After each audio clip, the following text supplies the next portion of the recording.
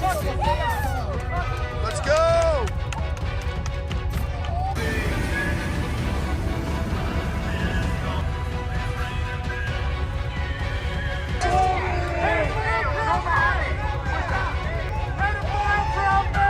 Today marks the first ever statewide coordinated action against immigration repression in Texas. Texas has always been allowed. The state declared war on immigrant community. Movement is not led by politicians. It is led.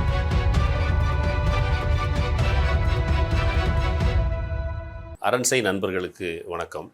அரண்சை ஊடகம் சுயேட்சையாக இயங்குவதற்காகவே உருவாக்கப்பட்டது. நாம் செய்கிற வேலை உண்மையிலேயே மக்களுக்காக செய்கிறோம் என்பதை நீங்கள் நம்பினால், வாய்ப்பு இருந்தால் இந்த ரேசர் பே QR கோடுக்குள்ளே நீங்கள் அதை ஸ்கேன் பண்ணி எங்களுக்கு உங்களால் இயன்றதை விருப்பம் இருந்தால் ஆதரவு தெரிவிக்கலாம். வணக்கம், இது அரண்சை. நான் தேவா பாஸ்கர். இந்தியாவினுடைய தேசிய கொடி, மூவர்ண கொடி அவமதிக்கப்பட்டிருக்கிறது. யாரால இது அவமதிக்கப்பட்டிருக்கு, இந்தியாவுடைய ரியாக்ஷன் என்ன, அண்ட் இந்த விஷயத்த நாம எப்படி பார்க்கணும் அப்படின்றதான் அந்த வீடியோவில் நம்ம பார்க்க போறோம். நேற்றைய தினத்திலிருந்து ஒரு வீடியோ சமூக வலைதளங்கள்ல வைரல் ஆகிட்டு இருக்கு. அது என்ன அப்படின்னா, இந்தியாவினுடைய தேசிய கொடியை வாயில சிகரெட் வச்சுக்கிட்டு ஒருத்தர் அதை கிழிச்சு போடக்கூடிய ஒரு வீடியோ. அந்த வீடியோ கிளிப் தான் சமூக வலைதளங்கள்ல வைரல் ஆகிட்டு இருக்கு. என்ன பின்னணி இது, எதனால இந்தியா மேல அவருக்கு இவ்வளவு கோவம், எதனால தேசிய கொடி அவமரியாதை செய்யறாரு, அதுவும் அவர் மட்டும் தனியா அப்படி போற போக்கில் அதை பண்ணிட்டு போல பலர் அதை வீடியோ எடுக்கிறாங்க. இந்தியாவுக்கு எதிரான கோஷங்கள் முன்வைக்கப்படுது. அந்த உத்வேகத்தோட தான் அவர் தேசிய கொடியை அவமதிச்சிருக்காரு.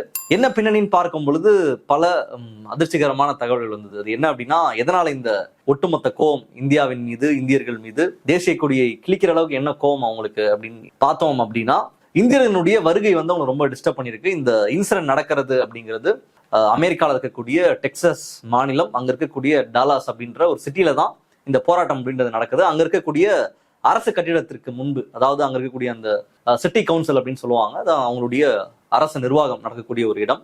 அந்த இடத்திற்கு வெளியே தான் இந்த போராட்டம் அப்படின்றது நடக்குது. காரணம், இந்தியர்கள் அதிக அளவுல அங்க குடியேற்றம் செஞ்சுட்டே இருக்காங்க. நிறைய இந்தியர்கள் வந்துகிட்டே இருக்காங்க.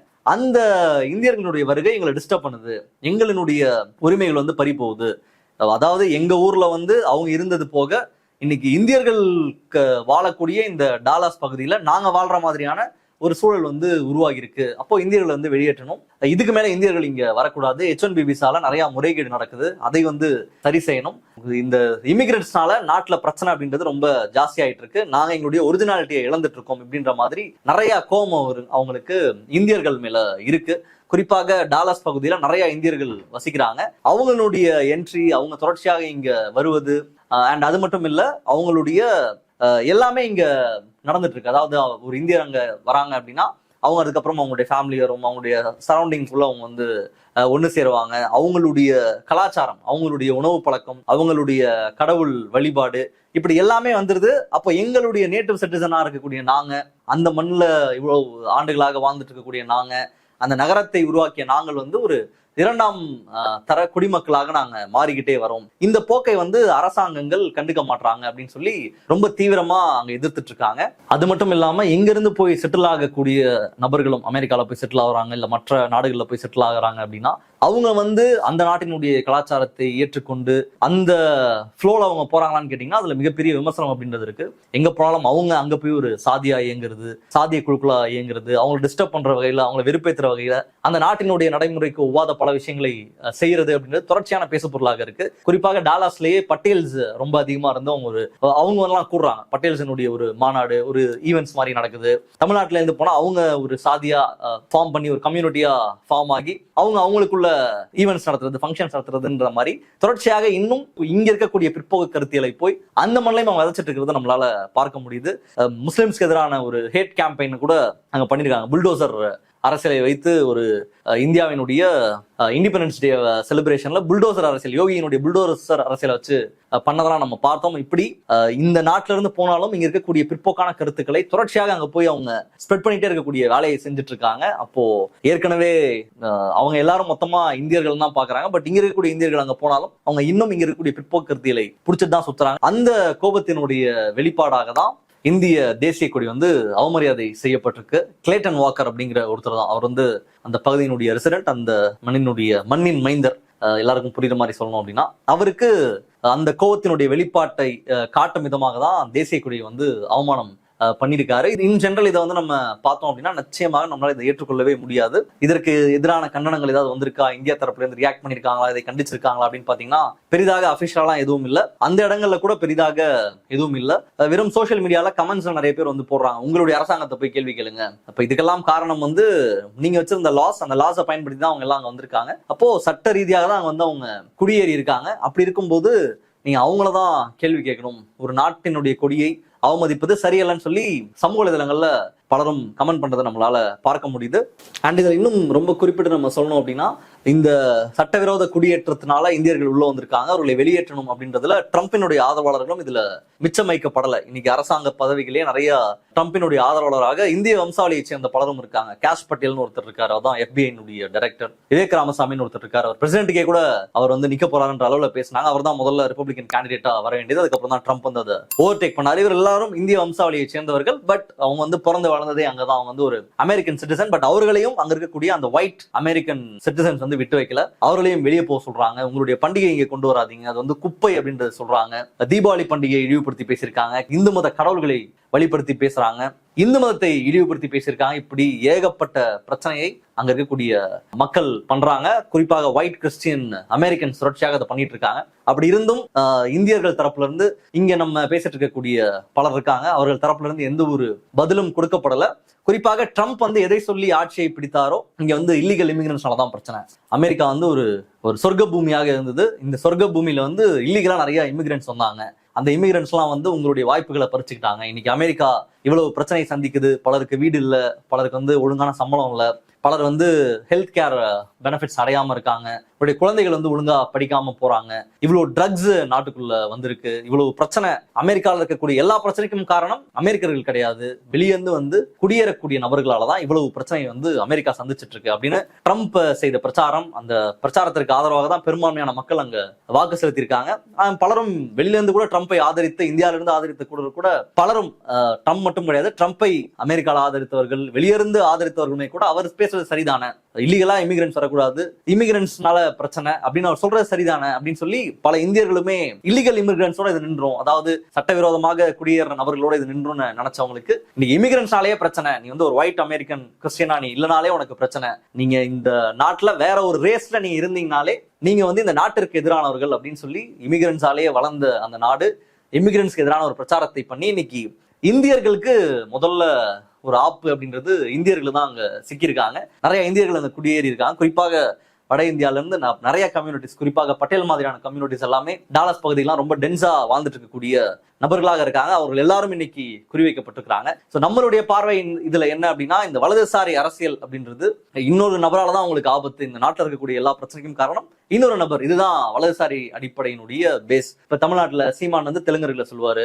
இங்க இருக்கக்கூடிய பாஜக வந்து முஸ்லிம்ஸ சொல்லுவாங்க, மாற்று மாத்தை சொல்லுவாங்க. இப்படி எந்த ஊருக்கு போனீங்கன்னாலும் இன்னொரு இனக்குழுக்களை, இன மக்களை எதிரியாக, ஒரு வில்லனாக சித்தரித்து அவர்கள் தான் நாட்டில் நடக்கக்கூடிய எல்லா தவறுக்கும் காரணம் அப்படின்ற பிரச்சாரம் அப்படின்றது ரொம்ப ரொம்ப காமன், காலம் காலமாக தான் நடந்துட்டு இருக்கு. ஹிட்லர் எப்படி யூதர்களை வந்து ஜெர்மானிய மக்களுக்கு எதிரியாக கட்டமைத்தாரோ அந்த சிஸ்டம் தான் இது, அந்த ஒரு பார்ட் ஆஃப் த பிளான் தான் இது எல்லாமே. இந்த ஒட்டுமொத்த வலதுசாரி அரசியல் அப்படின்றது எல்லாரையுமே காலி பண்ணும். அது வந்து நீங்க அந்த அரசியலுக்கு நீங்க ஆதரவாக இருக்கலாம், நீங்க வந்து அதை சப்போர்ட் பண்ணலாம், அவங்க கூடயே கூட இருக்கலாம், அவங்க கூட நம்மளும் சேர்ந்து சுத்திட்டு இருந்தோம்னா நம்மள எதுவும் பண்ண மாட்டாங்க கூட நம்ம நினைக்கலாம். ஆனா இறுதியாக எல்லாரையும் காவு கொடுக்கும் அப்படின்றதுக்கு ஒரு அத்தாட்சியாக தான் இந்த சம்பவம் அப்படின்றது நடந்துட்டு இருக்கு. ஏன்னா இன்னைக்கு அவ்வளவு இந்தியன்ஸ் அங்க போயிருக்காங்க, இவங்க எல்லாம் போனதுனாலதான் அந்த நாடு இவ்வளவு தூரம் வளர்ந்துருக்கு. டாக்ஸ் பேயர்ஸா அவங்க தான் இருக்காங்க.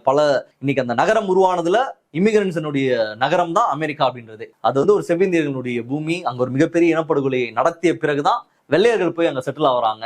அதுக்கப்புறம் தான் ஃபுல்லா இமிகிரன்ஸ் உள்ள வந்துதான் அந்த நாடு இவ்வளவு தூரம் வளர்ச்சி அடைந்திருக்கு. அது எல்லா நாட்டுல இருந்தும் மக்கள் போயிருக்காங்க. ஒரு குறிப்பிட்ட அளவுல இந்தியர்களுடைய பங்கும் அங்க இருக்கு. இப்போ இன்னைக்கு ட்ரம்ப் வந்து இமிகிரன்ஸை பத்தி பேசுறாரு, இல்லீகல் இமிகிரன்ஸை பத்தி பேசுறாரு. அவரே ஒரு ஜெர்மன் இமிகிரன்ட் தான். அப்படிதான் அவர் அந்த ஊருக்குள்ள போனாரு. அந்த நாட்டினுடைய செட்டப்லயே பல இடங்கள்ல இருந்து பல இமிகிரன்ஸ் வந்துதான் அந்த நாடை இவ்வளவு தூரத்துல ஒரு வளர்ச்சிக்கு கொண்டு வந்து நிறுத்திருக்காங்க. அப்படி இருக்கும் பொழுது இமிகிரன்ஸ்னால ஒரு பிரச்சனை, மனிதர்களால பிரச்சனை, இந்த சர்டன் பீப்புளால பிரச்சனை அப்படின்ற அந்த பிரச்சாரமே எல்லா இடத்துலயும் நம்ம எதிர்க்கக்கூடிய ஒன்றுதான். ஒரு குறிப்பிட்ட மக்களால எங்களுக்கு ஒரு ஆபத்து இருக்கு, நாட்டுக்கு ஒரு ஆபத்து இருக்குன்னு யார் எங்க சொன்னாலும் அது வந்து சந்தேக கண்ணோட தான் நம்ம அதை அணுகணும். நிச்சயமாக அப்படி பண்றதுக்கெல்லாம் வாய்ப்பு இல்லை. அப்படி ஒரு பிரச்சாரம் முன்னெடுக்கப்பட்டாலே அவன் பெருசா வேற எதையோ மறைக்கிறான் அப்படின்றதுதான் உண்மை. இந்த பிரச்சாரம் எல்லா இடத்துலயும் நடந்துட்டு இருக்கு. இந்த பிரச்சாரத்தினுடைய ஒரு பலியாடாக தான் இன்னைக்கு இந்தியர்கள் வந்து அங்க சிக்கியிருக்காங்க. இன்னைக்கு நம்ம நாட்டுல பலரும் வந்து இஸ்லாமியர்கள் வந்து இந்த நாட்டுல இருந்து வெளியே போகணும், இஸ்லாமியர்கள் இங்க வாழக்கூடாது, நீங்க பாகிஸ்தானுக்கு போங்க அப்படின்லாம் நிறைய பேர் பொங்குறதெல்லாம் நம்ம பார்த்திருப்போம். குறிப்பாக வலதுசாரி பாஜக ஆதரவாளர்கள், இந்துத்துவ இயக்கங்களை சேர்ந்தவர்கள் பலரும் வந்து அந்த நாட்டுக்கும் இவங்களுக்கும் சம்பந்தமே இல்லை, இந்த பூமிக்கும் அவங்களுக்கும் சம்பந்தமே கிடையாதுன்ற அளவுக்கு பேசிட்டு இருப்பாங்க. இன்னைக்கு அவங்க வாயெல்லாம் மூடி இருக்கு. நம்ம நாட்டினுடைய கொடியை தான் இன்னைக்கு அசிங்கப்படுத்திருக்காங்க. ஏதாவது ஒரு வாய் திறந்து பேசுனுச்சா கேட்டீங்கன்னா கிடையாது. அண்ட் ரொம்ப குறிப்பிட்டு சொல்லணும் அப்படின்னா இவர்கள் எல்லாருமே ட்ரம்பினுடைய ஆதரவாளர்கள் தான். இங்க இருக்கக்கூடிய சங்கிங்க எல்லாருமே ட்ரம்பினுடைய ஆதரவாளர்கள் தான். அந்த தேசிய கொடியை கிழித்தவர் அந்த ஊரோட சங்கி, அவ்வளவுதான். இப்போ பிரச்சனை அப்படின்றது சங்கிகளுக்கும் தான் சண்டே அப்படின்ற அளவுதான் இந்த பிரச்சனை அப்படின்றது போயிட்டு இருக்கு. குறிப்பாக ஒரு வலதுசாரி இயக்கத்திற்கு நம்ம ஒரு ஆதரவை கொடுத்தோம் அப்படின்னா அது வந்து நம்மளையும் காலி பண்ணும் அப்படின்றது உதாரணமா தான் இந்த சம்பவம் நடந்திருக்கு. இன்னைக்கு அமெரிக்காவில் இருக்கக்கூடிய பெரும்பான்மையாக வட இந்தியாவில இருந்து போய் அங்க செட்டில் ஆக இருக்கக்கூடிய எல்லாருமே யாரை பெரிதாக கொண்டாடுறாங்க அப்படின்னு கேட்டீங்கன்னா, இன்னைக்கு ராகுல் காந்திக்கு பெரிய அளவுல மரியாதை இருக்கான்னு காங்கிரஸோட சப்போர்ட்டர்ஸ்லாம் இருக்காங்க. பட் அவங்களுடைய பேஸ் அப்படின்றது ரொம்ப ரொம்ப கம்மி. பாஜகவுக்கு பிரதமர் நரேந்திர மோடிக்கு தான் அவ்வளவு ஆதரவு அப்படின்றது அந்த மக்களிடையே இருக்கு. அவங்க என்ன நினைச்சுக்கிட்டாங்கன்னா, அவங்க ஊர்ல அவங்க ஏதோ பண்ணிட்டு இருக்காங்க, இந்தியாவில் நடந்துட்டு இருக்கு, நம்ம இங்க சஃபிஸ்டிகேட்டடா நம்ம வாழ்ந்துட்டு இருக்கோம், நமக்கு இந்த மாதிரியான பிரச்சனைகள்லாம் வராது அப்படின்னு அவங்க நினைச்சிருப்பாங்க போல. ஒரு ஜனநாயகமற்ற ஒரு நபரை வந்து நம்ம கொண்டாடுறோம், நம்ம செலிப்ரேட் பண்றோம் அப்படின்னா நமக்கு ஒரு அநீதி இழைக்கப்படும் பொழுதும் அவங்க பேச மாட்டாங்க அப்படின்றது உதாரணமா தான் நடக்கிற சம்பவங்கள் எல்லாமே நடந்துட்டு இருக்கு. இந்தியர்கள் விலங்கு போட்டு அங்கிருந்து விரட்டி அடிக்கப்பட்டாங்க. தொடர்ச்சியாக இந்த ஹேட் கிரைம்ஸ் அப்படின்றது நடந்துகிட்டே இருக்கு. அண்ட் இன்னும் குறிப்பிட்டு சொல்லணும் அப்படின்னா, இன்னைக்கு டாலஸ்ல இந்த இஷ்யூ நடந்ததை நம்ம பாக்குறோம். எல்லா இடங்கள்லயும் இமிகிரன்ஸ்க்கு எதிரான மிகப்பெரிய பிரச்சனை, போராட்டங்கள் வெடிக்குது. கனடால பிரச்சனை நடந்துட்டு இருக்கு, யூரோப்ல பல இடங்கள்ல பிரச்சனை நடந்துட்டு இருக்கு, அமெரிக்கால பிரச்சனை நடந்துட்டு இருக்கு. எல்லா இடத்துலயும் இமிகிரன்ஸை வெளியே போக சொல்றாங்க. அதாவது எல்லாரும் வரலாம், எல்லாரும் இந்த நாட்டுக்கு வரலாம், உழைக்கலாம், எல்லாரும் சேர்ந்து வாழலாம் அப்படின்னு இருந்த மனித மாண்பு அப்படின்றது இன்னைக்கு மாறி, இன்னைக்கு எல்லாம் ஊருக்கு போங்க, எங்க ஊருக்கு வராதிங்க, என்னைக்கு தேவைப்பட்டுச்சோ, என்னைக்கு எல்லா மக்களுடைய உழைப்பும் தேவைப்பட்டுச்சோ அன்னைக்கு எல்லாரையும் அழைத்து அந்த நாடுகளை உருவாக்கிய மக்கள் இன்னைக்கு அவங்கெல்லாம் விரட்டி அடிக்கிறதுக்கான வேலையில இறங்கியிருக்காங்க. எல்லா நாடுகள்லயும் பிரச்சாரங்கள் ரொம்ப தீவிரமாக போயிட்டு இருக்கு. குறிப்பாக இமிகிரன்ஸை வெளியே அனுப்பணும், எங்களுடைய ரேஸ் தான் அந்த நாட்டுல இருக்கணும். யூரோப்ல ஒரு ஒயிட் ரேஸ், கிறிஸ்டியன் ரேஸ் தான் இங்க இருக்கணும். கனடால நாங்க தான் இங்க இருக்கணும், மற்றவர்கள் இங்க இருக்கக்கூடாது, நீங்க கிளம்பணும், இது வந்து ஓவர் பாப்புலேட்டடா இருக்கு, ஓவர் கிரௌடா இருக்கு, நீங்க ரொம்ப நாகரிகமற்ற மனிதர்களாக இருக்கீங்க, சிவிலைஸ்டா நீங்க இல்ல, உங்களுடைய கடவுள் வேற, எங்களுடைய கடவுள் வேற, நீங்க கிளம்புங்கன்ற லெவல்ல பல நாடுகளும் வந்துட்டு இருக்காங்க.